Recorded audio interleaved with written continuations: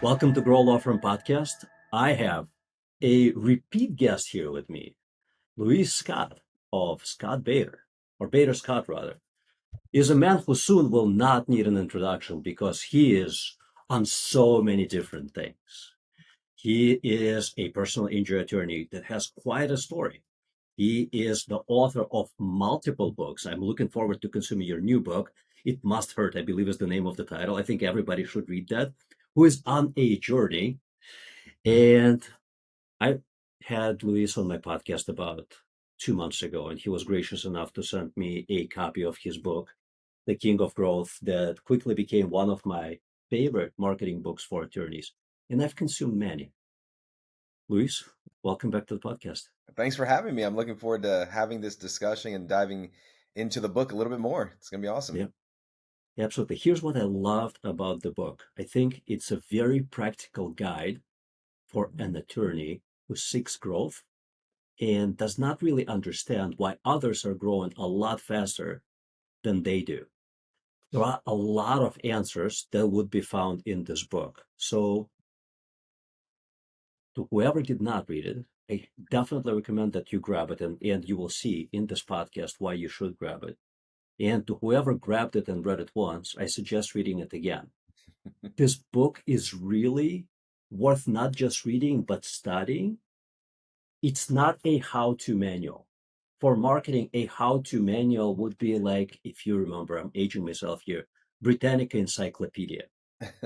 This is a guide that explains the what and some of the hows, so that when you build a team or when you hire an outsourced team that will do marketing for you, you will understand what they are to do and approximately how they are to do it, how to measure their performance, how to understand what works, what doesn't work, and why it doesn't work.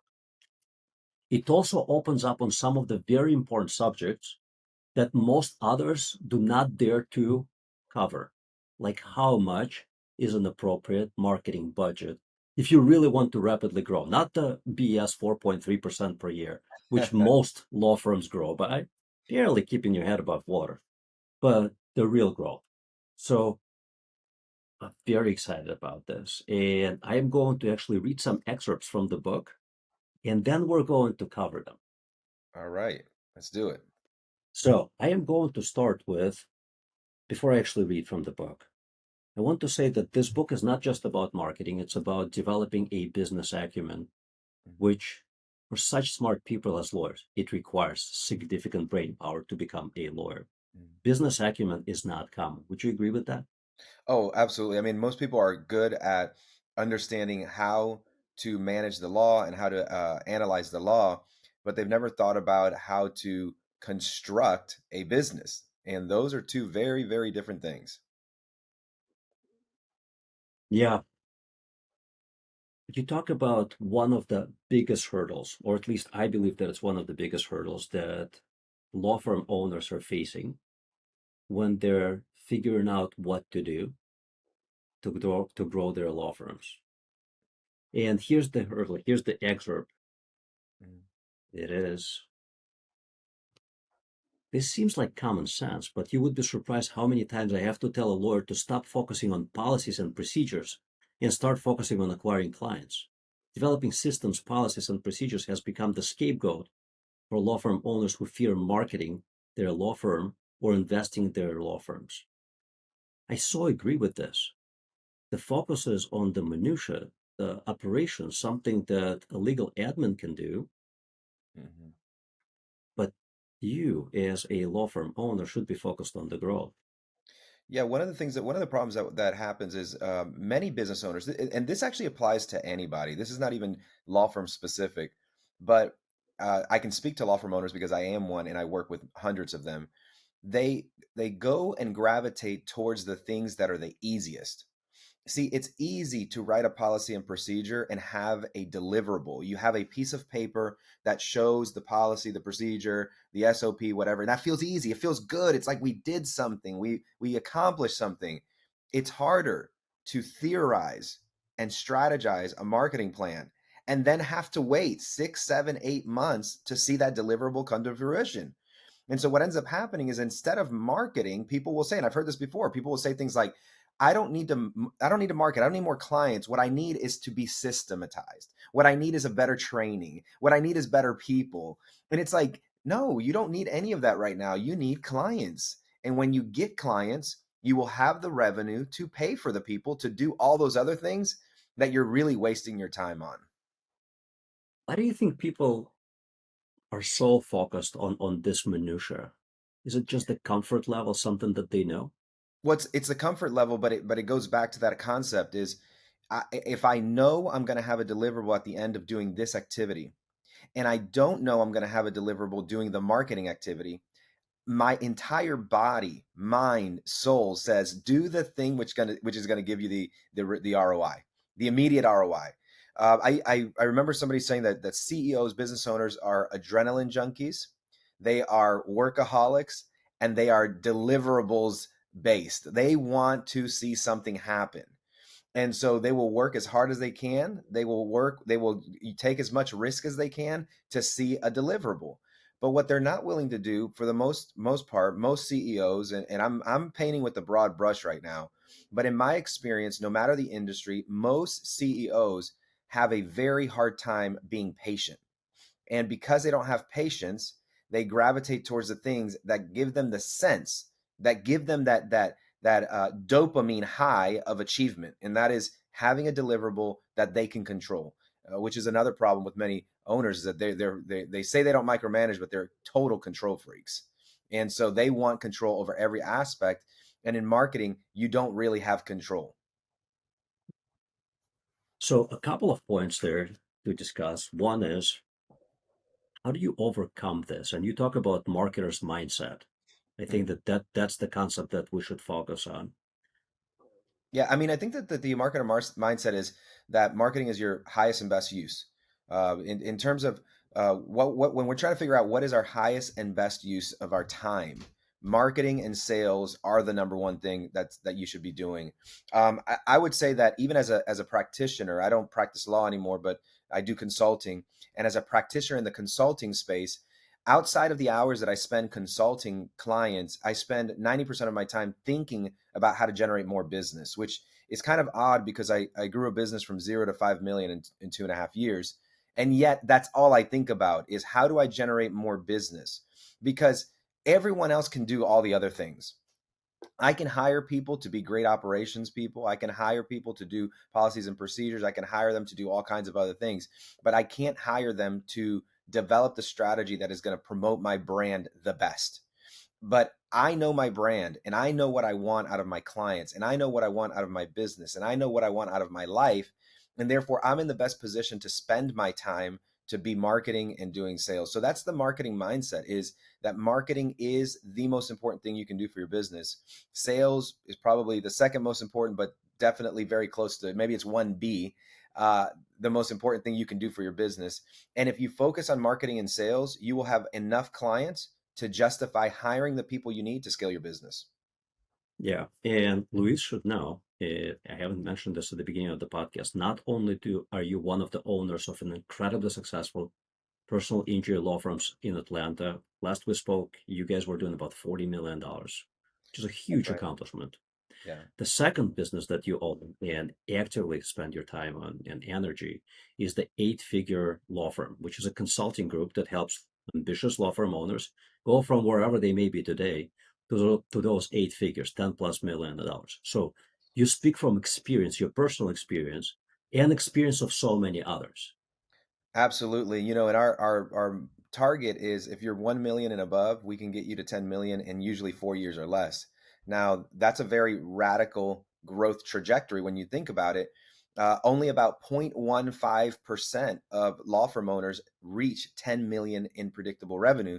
And we've already helped 15 law firms in the last 2.5 years do that. So you can do the math. We are creating more eight-figure firms than any consulting group in the country. You explain the difference in lifestyle of a law firm owner Oh my who does God. $1 million in revenue and $10 million in revenue? Oh, can I explain it? I mean, the $1 million in revenue law firm owner is still an employee. They still have to go to work every day. They have the semblance of some success, and maybe they have season tickets to their sporting event. Maybe they can go to any concert. Maybe they can go to any dinner. Maybe they can go on any vacation. But at 10 million, I teach a system that has you generating $2.5 million in income at 10 million of revenue. So that's a 25% profit margin where you don't have to do anything. In fact, one of the reasons that I started Eight Figure Firm Consulting is because I found myself with nothing to do in the law firm. I didn't, we were 25 million in revenue at the time. I don't have anything to do. I was working 3 to 5 hours a week and I needed to do something because I'm a values driven person. So I went out and I created Eight Figure Firm Consulting. Now, here's the interesting thing: when we talk about lifestyle, many times we focus on material things, and I have that. I have multiple homes, multiple boats. I have a Lamborghini. I have all the material things, money in the bank. But what we don't talk about is the time freedom, and I have that as well. And so I get to do what I want to do with my time. I get to decide if I want to do 2 weeks or 3 weeks vacation. I get to decide if I want to be in this beach or that beach. And that's the difference between 1 million and 10 million, is that at 10 million, life becomes more predictable because you have a system that allows you to live the life that you want to live. I think it's really a difference between being an employee and proverbially living the Yes. dream. Yeah, yeah. I mean, at 1 million, you're still an employee. You're still an employee of your business. Even if you have a 1099, even if you have an EIN number, it doesn't matter what you call your business. If you cannot step away completely, and to some extent, you can never step away completely, but you could definitely step away in a way that you're not responsible for doing anything from the work perspective. I think the lifestyle is just so incredibly different. You tell people, how many hours do you Mhm. work per week in your law firm? Do I tell people? No, can you tell? Can you share how many hours per week you work at your Uh, law firm? Maybe 3 hours right now.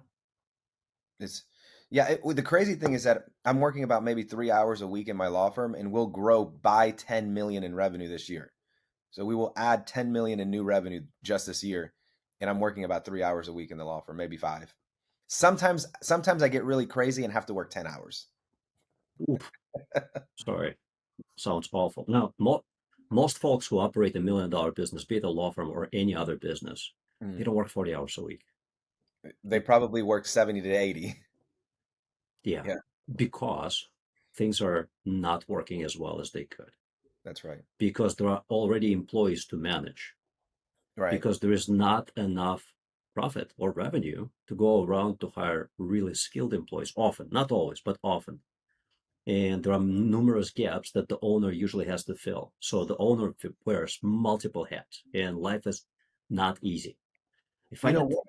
Oh, go ahead, I go ahead. was just going to say one of the most common clients to hire us is a law firm that's been in business. This was not my ideal client, by the way. When I set up my avatar, this was not the avatar, but a very common theme is a lawyer who's had a business for 25 years, 15 to 25 years, has been doing 5 to 6 million in revenue for 5, 6, 7, 10 years, has been making $1 to $2 million in income for that time period, and they're calling us and going, "We need to get to 8 figures." And what I've realized through this process and through the study of these firms is that until you get to 8 figures, you mentioned something about hiring the quality people that you need. Until you get to 8 figures, you really don't have the revenue to hire a $250,000 COO. You don't have the revenue to hire a $250,000 CFO. You don't have the revenue to hire a $250,000 CMO. Because you can't hire those people, you can never create enough leverage to step away from the business. So 10 million, what's the reason we teach 10 million is because at 10 million you have enough to pay for all the key people you need so that you can step away from the business.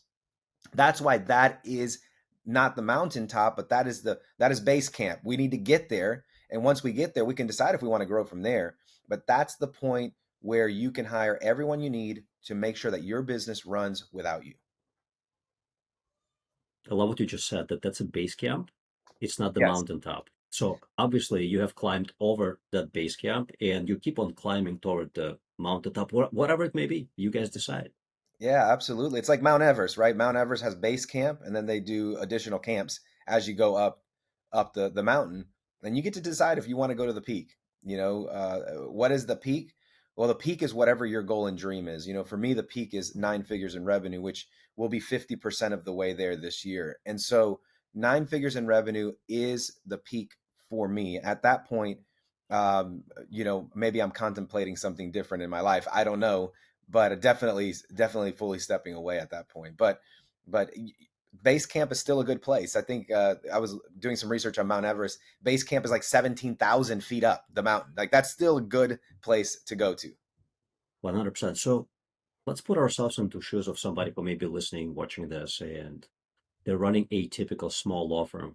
Might be doing $500,000, $600,000, $700,000 in revenue, and it took them a lot of effort to get there. Mm-hmm. What kind of a mindset shift are we talking about to go from like, oh my God, I've been doing this for 10 years. I Yeah. barely got here and life was difficult. Now you're telling me that $10 million is the base camp? Yeah, yeah. I mean, that is a great question. And here's the thing: there's exponential growth in this concept of one more. And the concept of one more is that if you can work one more minute than your competition, or one more day than your competition, or one more hour than your competition, or you can do one more rep, or you can run one more mile than your competition, there's an exponential factor in your growth in that, right? And so let's just suppose that $500,000 firm is listening right now and it's taken them 10 years and they were putting in 50 hours a week. Let's say 60 hours a week. I'm going to go real extreme. 60 hours a week for 10 years, they've only been able to generate 500,000. The exertion that you need to really create the momentum for your business is not 60 more hours. You wouldn't have to go from 60 hours a week to 120 hours a week. It's probably 70 hours a week. So it's probably 10 more hours a week, right? And I'm using time as an example, but time's not required. What you do is you find the right coaching company, you find the right consultants who are going to give you the shortcuts so you reduce the amount of time. So, option number one is you spend the next 10 years working 70 to 80 hours a week so that you can get that one more rep, that one more mile, that one more weight training lift. Or you can hire a consultant who's going to show you how to streamline everything, cut all the corners you need to cut, and avoid the pitfalls and cut your time in half. And that's where I recommend people go. If you've been working 10 years and you're only at 500,000 or you're only at a million, you need a coach and you need a consultant to help you shortcut this thing. 100% agree. And although I am not a client, but knowing you, having read your book, I highly recommend Eight Figure Law Firm I appreciate because you know what it takes. And I believe you have the roadmap for your clients. And you mentioned how many clients have you taken from wherever they were to 10 million plus? So we've taken 15 law firms to 10 million in revenue so far in 2.5 years. We've also worked with over 100 law firms, and we have created, I think, 30 law firms have now generated a million in personal income because of the work that we've done. Median income for attorneys in 2021, according to Bureau of Labor Statistics, was $127,990. And we have 30 members who are making $1 million. I mean, when you come to one of our masterminds, it's basically a millionaires networking event because everyone that comes is earning $1 million in personal income. Yeah. I'm sure people who watch this or listen to this, they will be going to Eight Figure Law Firm, checking it out and asking, can I afford this? I think the right question, and you have to have a mind shift, is can I afford not to go? And I always think about there's the price and then Yeah, there's the cost. And the cost of not going is significantly more than the cost of absolutely. going. Yeah, I mean, the thing is that it's all about your belief level. So I had a client about 2.5 years ago. It was like when I was first starting off, and she came to me. She was doing about $1.2 million in revenue, and she said, "I believe in your program, your systems. I've seen your videos. I've read your ebook, and I'm ready to do this." And I told her, I said, "Well, you don't have the revenues to really market because they were running kind of in the red." And I said, the program is affordable, but it's not cheap. She says, "It doesn't matter. I'll take a loan if I have to." And that's the type of mentality that you need in order to be successful. And she's come on; she's been incredibly successful, more than grown 200 or 300% in her business. And so if you take somebody who has that mentality and they can go from 1.2 to $6.5 million in 3 years, like that's worth the investment, even if you have to borrow it, because The time shortcut is going to be worth whatever you're paying for it. Yeah. Plus the return on investment, it keeps on paying in perpetuity. It's not 1 year. It is Right, because you're not going to go forever. backwards. Yeah, we're not going backwards. Once you get to 5, 6, 7, 8, 10 million, you're going to keep going. You're going to do that every year. What had to happen in her life? Not necessarily a single event, but what Mhm. led up to the point where she made that decision, she made that commitment and went for it? I think a lot of people have to get to the point where they're sick and tired of being sick and tired. And until you really, they call that the rock bottom principle. Until you're sick and tired of being sick and tired, you're really not going to make a change in your life. Until you hate the life that you currently live, you're really not going to make a change in your life in any kind of significant way. And so when people are living their lives in the same state, let's say they're making the same income over and over and over and barely getting raises, or maybe they're living in the same house that they hate, or they're going on the same vacations that they hate. What I know about that person is that they don't hate that enough. They don't hate their life enough. They don't hate their income enough. They don't hate their job enough. Because if they did, they would do something about it and they would make a change. What I know is that they're comfortable and complacent. They're okay with that lifestyle. I have a friend of mine, her dad always says, you get what you tolerate. You get what you tolerate. And if you continue to tolerate a low salary, if you continue to tolerate a house you hate, if you continue to tolerate a place you don't, a vacation you don't like, that's what you're going to get. And people say, well, what is it going to take? Well, I don't know what it's going to take. All I know is at 5 o'clock in the morning, I'm reading every day because I'm scared to death that I'm not going to grow enough to become the success that I was created to be. All I know is that I stay up until midnight to get the work done. And people go, well, that's too much work. I don't want to do all that work. Well, you're going to get what you tolerate. And to me, it wasn't okay that I didn't get to fly first class on a plane. I did not want coach. Okay. It's not pretentiousness. I did not want to fly coach. It wasn't okay that I didn't get to go on the vacations that I wanted. That was not okay. It wasn't okay that I couldn't take care of my parents. That wasn't okay to me. And so I was not willing to tolerate that. And that meant that I had to do things that were much more extreme. And that's what it really takes to be successful. Good for you. One of the things that you cover in the book is you talk about focusing on your strengths.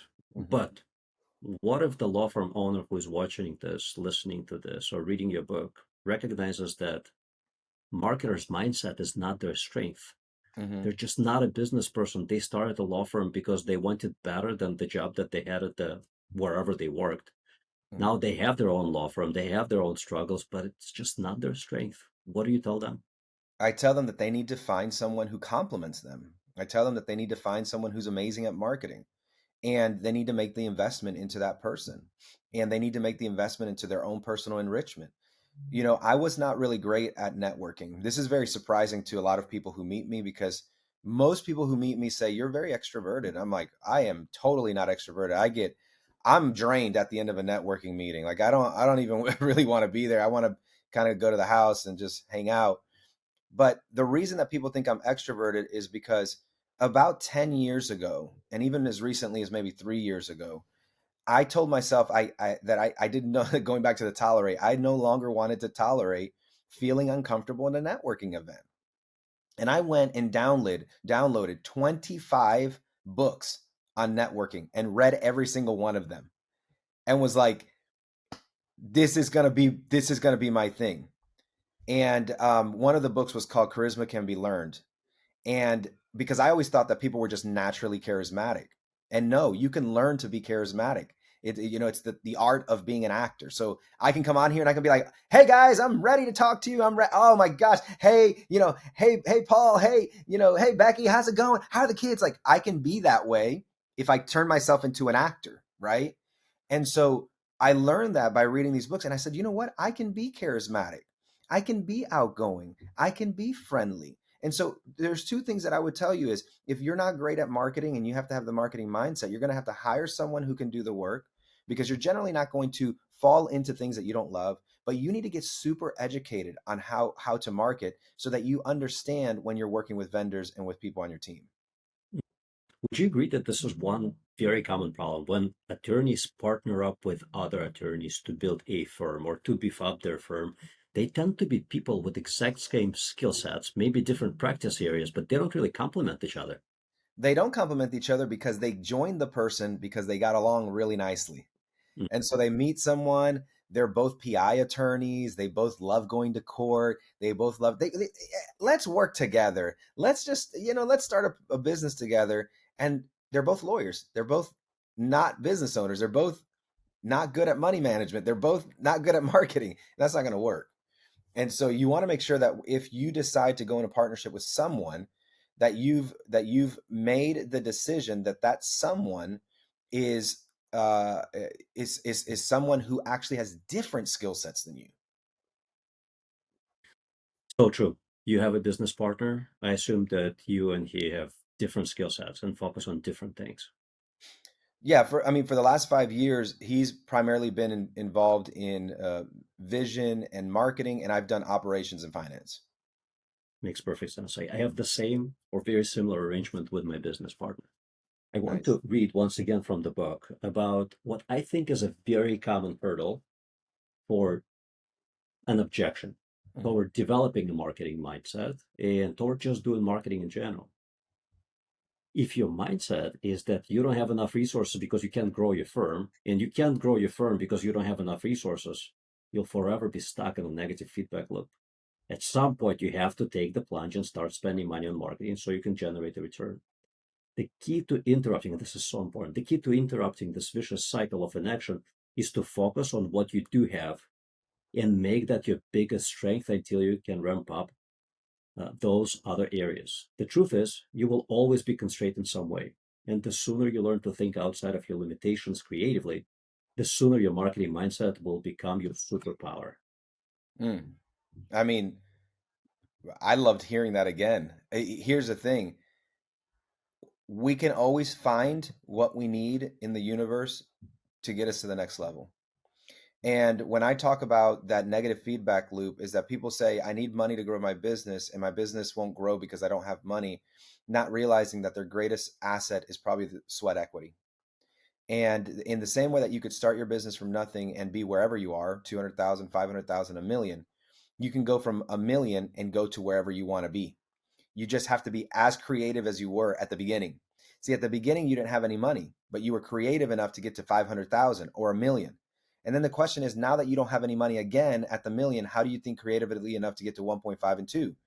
And so I think that it's a matter of honing the superpower of thinking outside the box and asking yourself, what can I do differently? And that's something that happens when you're willing to take the time to sit down and think. And I believe all leaders should spend at least 1 hour a day thinking, where they sit back in a chair and they think. No cell phone, no computer, no social media. They just think. And if they do that, it's going to be a powerful, powerful process for them finding out those resources that are going to help them benefit their business. Couldn't agree with you more, especially on the point of spending time, deliberate time on thinking. Hmm. Japanese School of Management dictates that all managers are to spend 90 minutes per day, uninterrupted. Oh wow, I didn't know that. Uninterrupted. So if your subordinate is walking past your office and you're looking out the window, they're not to interrupt you. You're Mm, not doing nothing. You're allowing your brain to process whatever needs to be processed. yeah, 90 minutes. No computer, no cell phone, no social media, God forbid, no emails, zero distractions. What I find that works for me is if I'm sitting at my desk, I will be distracted. I leave my phone on my desk and I go for a walk. One yes, hour, not 90 minutes, but 1 hour. I just walk around my neighborhood and I think about the next problem that I need to solve, the next goal that I want to accomplish, a challenge of sort that I'm dealing with. 1 hour every day. But this requires commitment. Like you have to put that 1 hour on your calendar. yep. And if you What don't, happens somebody will also? grab it. Well, here's the thing: is in the same way that you spend that time thinking, and I spend my time thinking. If we encouraged our employees to spend their time thinking, we would end up with a business that has tremendously much more creativity and much more outside the box opportunity. But what happens with employers and bosses is they go, I'm not going to pay someone to sit around and think. I'm not going to pay, right? They need to be working.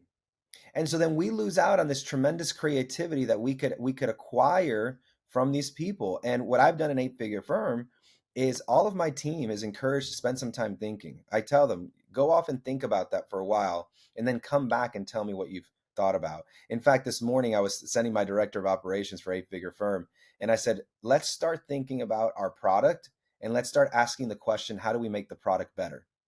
And she's like, when do you want to have this done by? Let's 2 weeks, 3 weeks, we'll put it on the calendar. For now, all I want you to do is think about it. I don't need a deliverable. Think about it and we'll meet and talk. And that's very rare. That's very rare that a boss or an employer is willing to allow people to think. And so they end up with a lot of people who can't think, and then they're frustrated that their team doesn't think and add value and so forth. You got me. I never thought about asking my employees, my team, to spend time thinking. I do it, my partner does it, but there's not a single employee who I told, hey, 1 hour per day, just think. Yeah. And the question is, do you have the courage to go back and tell them? Because let's say you have 10 employees, that's 10 hours that you're, losing productivity. But not if they come up with an amazing idea. And I'll give you an example. My director of programs for Eight Figure Firm, she spent some thinking time 2 years ago, and she came up with this concept. It was a curriculum for training the second in command of law firm owners. And that training course that she developed, we then worked on it and collaborated together. But that idea, and that training course, and that curriculum has resulted in us making over 500,000 in revenue in the last 2 years because I allowed her time to think. I would have never thought of that, what she came up with, because I was focused on the CEO. I was focused on the law firm owner. And she said, why don't we train the second in command? Why don't we train them and develop them on how to work with the law firm owner? And it was powerful. At least What 500,000 in revenue because of that. what did it cost you to get this $500,000 in revenue? Well, once we developed the curriculum, I paid probably $2,000 or $3,000 to print the books, and I spent probably $5,000 in marketing to market to my current and potential clients. And we had hundreds of people end up signing up. We ended up signing them up for a leadership course. I think we've run 300 people through the leadership course and the management course. And what did it cost you in her thinking time? She came up with the idea after about maybe a month or so.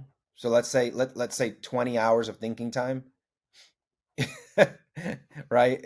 If you pay them $50 an hour, I'm going high, right? So $50 an hour at 20 hours, it cost me $1,000 of her thinking time to come up with a program that's made us $500,000. Right there. That's it. That's not a marketer's mindset. That's a leadership mindset. Yeah, I mean that's a totally different hour, right? That's a totally different hour, and you should write a different book about it. Well, this is the now that you've said that, I'll let the cat out of the bag.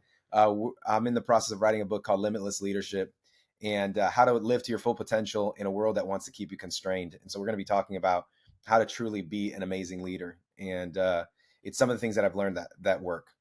Good for you. I think just based on what I read in this book, it's going to be a great book. Is it going to be geared toward attorneys Oh or no, this is going to be leaders in geared general? leaders in general. This is going to be a general market book, and it's going to be focused on just becoming the absolute best leader you can possibly be. Let me go back to the idea, like the difference that it makes to a lifestyle of someone who runs $1 million law firm and a $10 million law firm. And in your case, a $40 million law firm that you spend about 3 hours a week managing, and you have another business. You're now a father of three kids. Congratulations on your most recent addition. I think you had a Four. baby. This is my fourth. Four, My fourth four kid. kids. Sorry, four kids. I Yeah, misspoke. You had your fourth like in the last couple of weeks, right? that's right. Yep, 2 weeks ago. Yeah. Congratulations. So, four kids, Mhm. 3 hours of labor per month in a $40 million law firm that's gearing to be a $50 million law firm, That's right. multiple homes, Lamborghini boats, etc., and freedom to think Yes. and freedom to write multiple books. And Yes. if you decided not to do any of those things, you would have had a freedom of not doing any of those things. Right. versus a law firm owner who owns $1 million law firm, $500,000 law firm, $2 million law firm, Yeah. working 50, 60, 70 hours a week, Hmm. being stressed out, probably dissatisfied with those results. The solution to that, to go from 1 million to 10 million, and you said you can do it in 4 years, which is an incredible speed of growth. Incredible. Hmm. In a world where most businesses grow at 4.3% and like ambitious businesses grow at 25%. Hmm. Yes, you have to invest the time, energy, and money to get there. But Hmm. once you build it, like you said, you're not going to go back.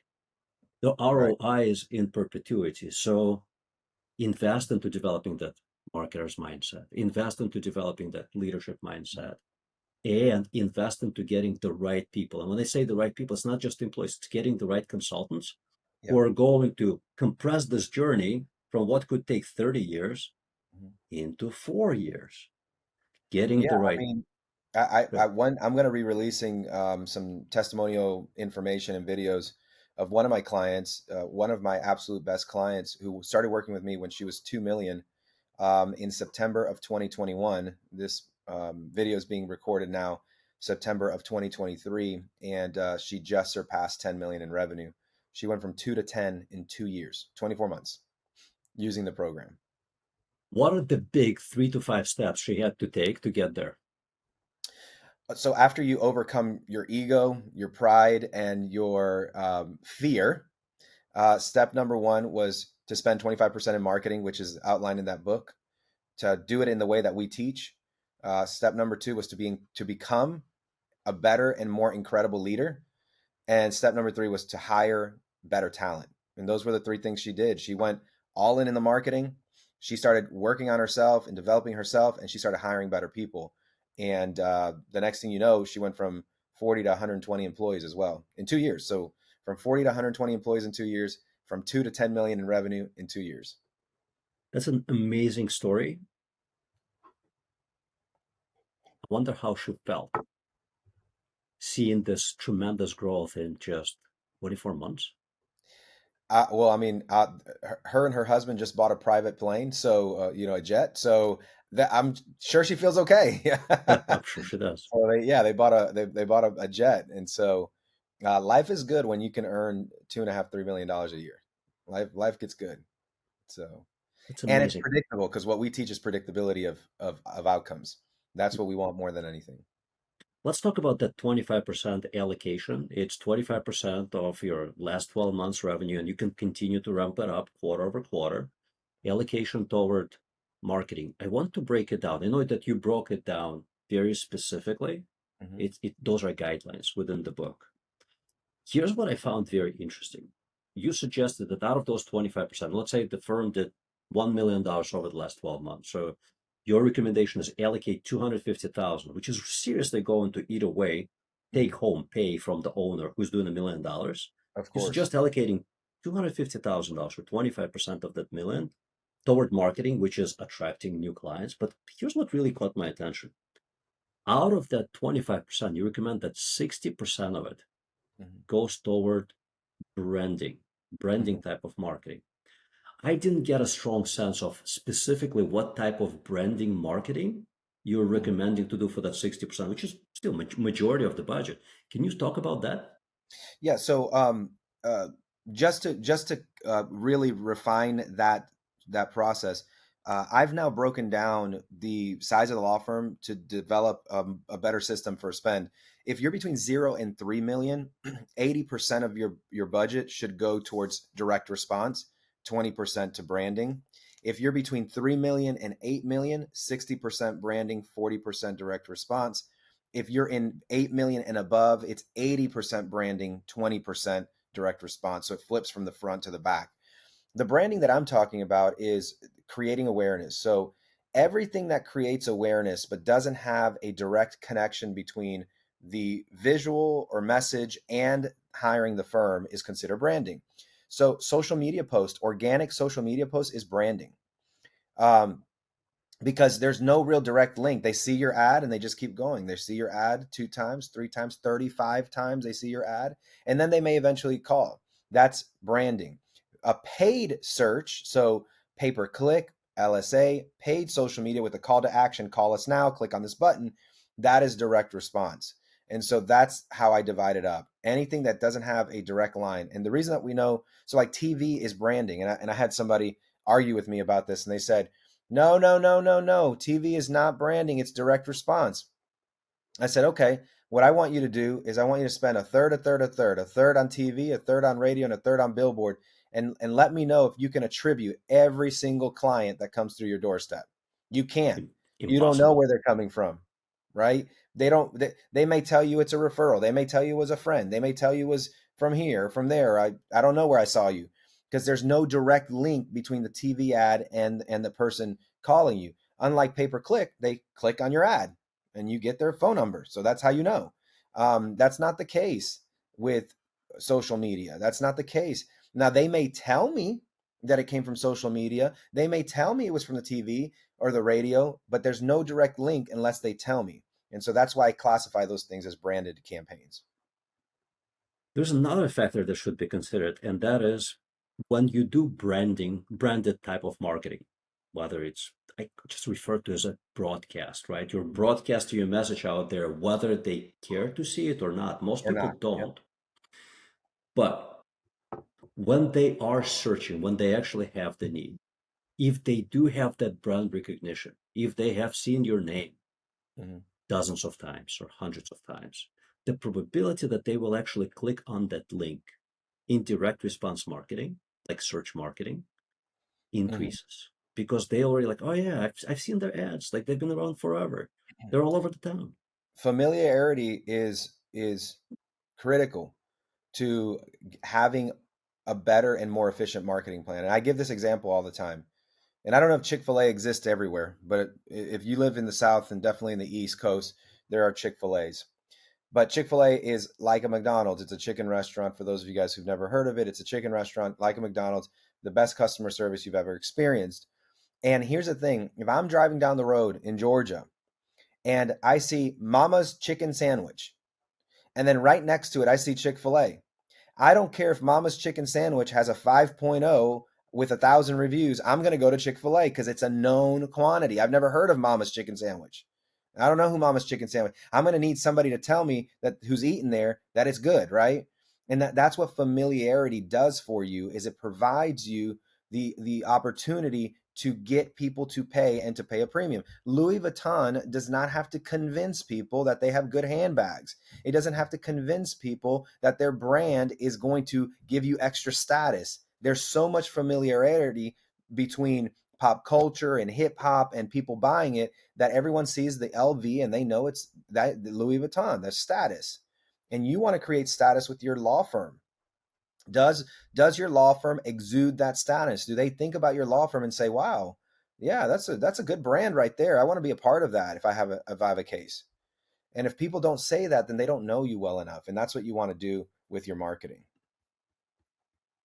Makes perfect sense. I really like that you refined the formula that Mm-hmm. for smaller law firms, 80% should go to direct response because, so I operate a search marketing company, Mm-hmm. and most of our law firm clients are sub 10 million, Mm-hmm. significantly sub 10 million. They could be like 5 million. Some of them are bigger, but a lot of them are smaller. And for them to allocate majority of their marketing budget toward branding, first of all, they're smaller budgets.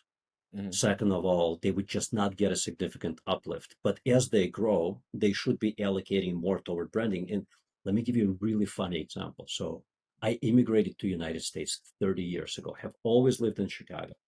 When I just got here in December of 1993, the way that I learned English, I would just sit in front of TV, the 19-inch tiny Admiral TV.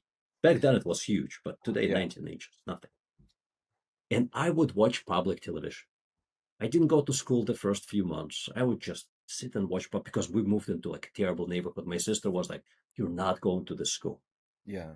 So I watched TV, and every night there was a guy, Peter Francis Geraci, the bankruptcy attorney for all of Chicagoland. Thank God I've never, ever, ever come close to being in bankruptcy. I Right. haven't seen an ad by Peter Francis Geraci in probably 25, 28 years. I've seen so many of his freaking videos. Hmm. His name, his face are permanently ingrained in here. So if somebody asks me, Hmm. who is the bankruptcy attorney in Chicago? I don't even know if he's still alive. Peter Francis Jurassic. That's funny. That's funny. That's the power of branding. That's the power of branding. But you But have to yeah, I have do agree. It significant takes spending time. power. Yeah, it does take time, and I will tell you, when we started an eight-figure firm, I because we have such a large budget for the law firm, I knew branding worked, and I actually did all branding. I'm pretty much 90% branding in eight-figure firm, and I'm willing to play the long game because I really want to develop the reputation, which is our vision for the business. To be the leading authority in law firm building, like that's the brand that I want to have, to be the leading authority in law firm building. So we spend all our time trying to create a product that actually is exceptional, and that's what we're doing right now. Good for you. Thank you so much for your time. Thank you so much for Yes. sharing all these great insights. You're watching this, you're listening to this. Don't spend another second without ordering this book on Amazon. I am so bullish on this thing because should you read it? Should you learn it? Don't just read it, learn it. Should you implement it or have the right people implement it for you? Your life will change. Just like that client who went from 2 million to 10 million and buying a private jet. Mind blowing. And you said that 0.15%, or is it 0.015% Well, actually make point it to point 10 million? one five percent. So 0.15%. Yep. One out of 700. Yes. Yes. This is, you're looking at the shortcut. That's my goal. It's to give you the shortcut to get there. And anybody who's willing to put in the work can get there. Amazing. Luis, thank you so much. Go check out Eight Figure Law Firm. Go to Amazon, grab the book. Thank you for having me. I enjoyed it again.